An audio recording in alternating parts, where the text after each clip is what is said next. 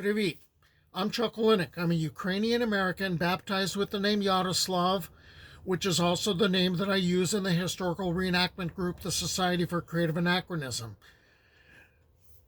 Since I got baptized with that kind of a name, guess what? I was brought up with a lot of Ukrainian culture, and that led to a big interest in Eastern European history and mythology and folklore and customs.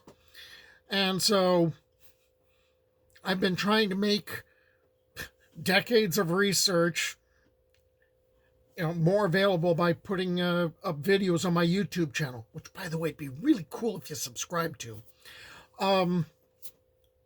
It's New Year's Day. Happy New Year. I figured in honor of New Year's Day, I would talk about the Slavic holiday known as Koliada or Koliada, and it's the traditional name for the period between Christmas and Epiphany, except really it goes back to the solstice, so we get into the whole thing of what happened when Christianity showed up. And it involves Christmas rituals.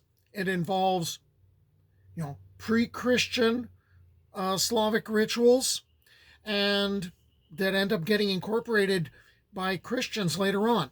So it's a festival or holiday celebrated basically end of December to honor the sun during the northern hemisphere winter solstice. Some say that the root word for Koliada comes from kolo, wheel, and that's to basically symbolize the whole solar cycle of the year. Some claim Koliada is a goddess of the sky, or maybe a god of the sky. Gender seems to switch around. And Koliada brings up a new sun every day, and for that reason, Koliada is hunted by Mara, the goddess of winter and death, and Mara has to be stopped because Mara will bring on total darkness. And Koliada needs humanity to drive the darkness away.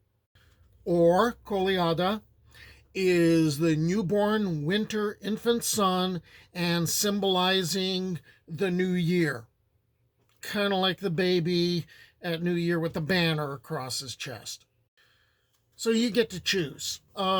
It's also involving a group of people wandering throughout the village singing carols. Yeah, that sounds kind of familiar.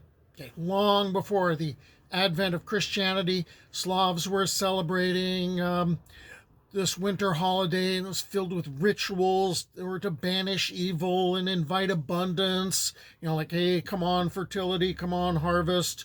And it was to honor the ancestors. And so there was fun, there was feasting, there was dressing up, and there's singing and dancing and fortune telling. And, it's the perfect activities to go along, with those long, dark nights and to drive the glooms away. And originally, the celebration was supposed to have begun at the winter solstice. But when Christianity showed up, pagan traditions ended up getting merged, and Orthodox Christmas kind of took over Koliada. So a lot of the festivities will start on Christmas Eve, or Svete Večer, January 6th, and extend to Epiphany on the 19th. And a lot of the pagan rituals were incorporated into the celebration of Christmas. On each of the 12 days of Koliada, bonfires are lit, carolers make their way from house to house carrying candles and lanterns to invite back the sun. The action is called Koliaduvanie in Ukrainian, and it's a pretty similar word in Russian. It's now applied to similar Old East Slavic celebrations of other significant holidays like Generous Eve. That's the evening before New Year's Day. as well as a celebration of the arrival of spring. People representing the spirits of the dead ancestors, known as Koledari or Vukari, wolfmen, dressed in long sheepskin coats and grotesque animal masks, such as the wolf, the bear, or the goat. And they wandered through the village singing songs and being really noisy. So these Koledari, or Vukari, wolfmen, they'd say they'd travel a long way, they'd be all wet and muddy, and that's kind of an allusion to the wet underworld of Veles, from which they've shown up as ghosts, as the dead. And that gets us to the solstice goat. See, I mentioned the goat before. So the carolers show up and they need to be invited in. And when they get invited in, remember I mentioned, that you have the people dressed up as different animals. Well, the solstice goat, the koza, is a really important character because the koza is representing fertility, and there's supposed to be the sacrifice of the goat.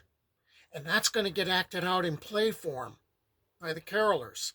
So there's a young man wearing a sheepskin coat and a mask resembling a goat's head with ears that are made of wheat, and he performs a dance meant to bring an abundant harvest. The rest of the revelers will sing songs with lyrics such as "Where the goat goes, there the wheat grows. Where the goat stamps its feet, there are 7 sheaves of wheat." That sort of thing. Then there's a pantomime that's going to happen where the goat is pursued by hunters and wolves and killed and gutted. The singers then call out, "Come alive, goat." The goat rises from the dead and returns to the imaginary field, which also comes back to life. So the reborn goat gets led around the house by the children of the home, and the children act out sowing of wheat, and the goat finishes his performance with a blessing of abundance for the household. May this farmer's cattle be unbedeviled and full of milk, and may his oats sow themselves, and his wheat be of the best sort. And these carolers are going to go from door to door, and they're going to ask permission to perform for the family at the home that they are visiting. And if the homeowners wish to receive their blessing, which they really want, and avoid the pranks of the carolers who are disappointed, they put out gifts of food and sweets in the carolers' sacks. There's like a special type of bun that is baked in Russia that's given to the carolers. And then at the end of the evening, the carolers divide up their plunder and enjoy a feast. So basically think trick or treat in the winter.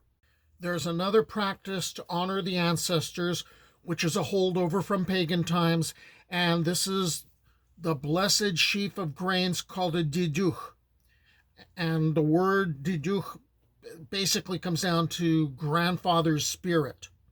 And this sheaf of wheat, sometimes with rye and oats, represents a sacrifice from the autumn harvest. The wheat is decorated with ribbons and woven straw ornaments and is displayed in the house from winter solstice until the spring sun festival of Masnisia.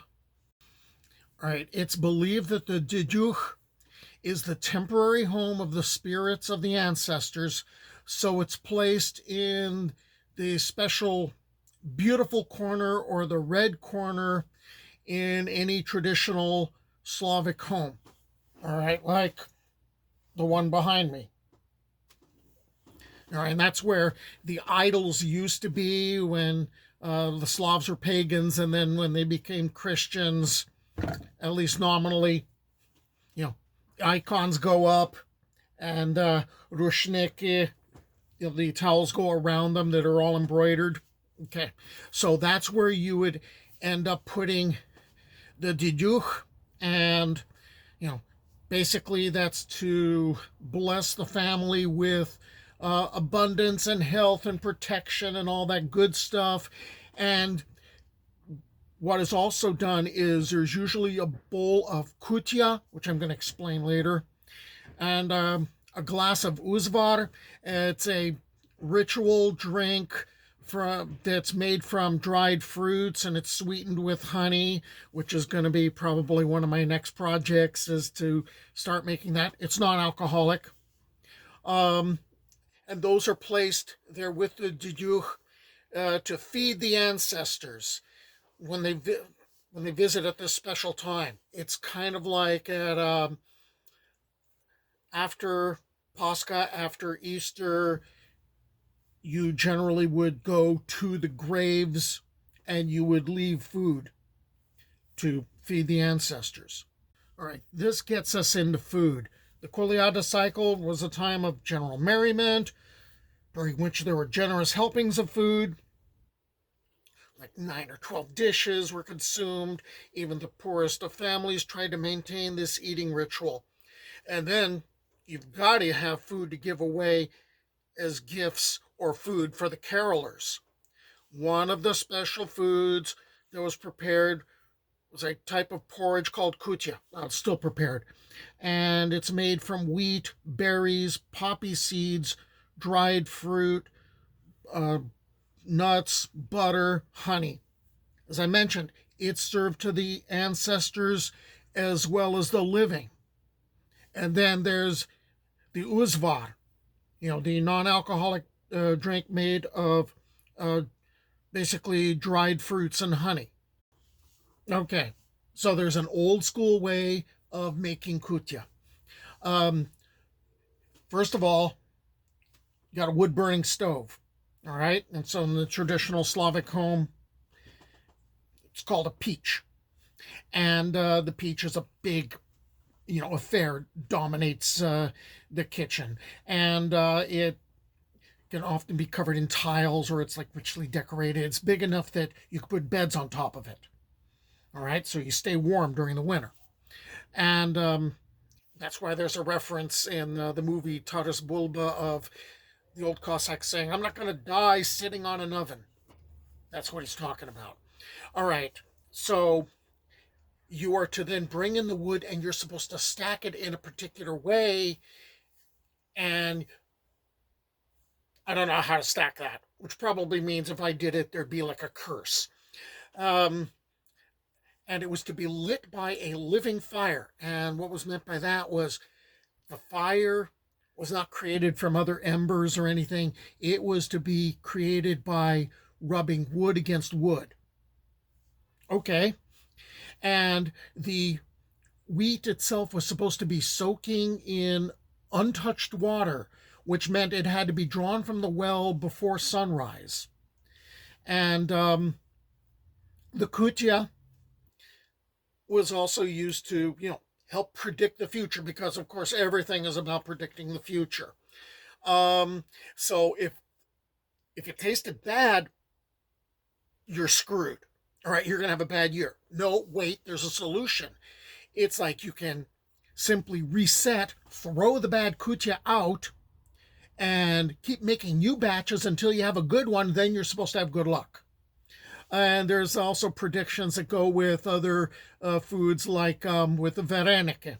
And depending upon what filling you use in the varenike, and you could probably make like a game out of this. We have different fillings for different varenike, and you just simply put them out on the plate, and your guests are taking them, and it's sort of like roulette, or more like Russian roulette, depending on what you get. If you have mushrooms as a filling, that's going to bring a certain type of luck. If you have cabbage, if you have other things in there, the things that you'll be blessed or cursed with, well, probably blessed with, because I'm sure people are thinking positive, they're going to vary according to what's in the filling.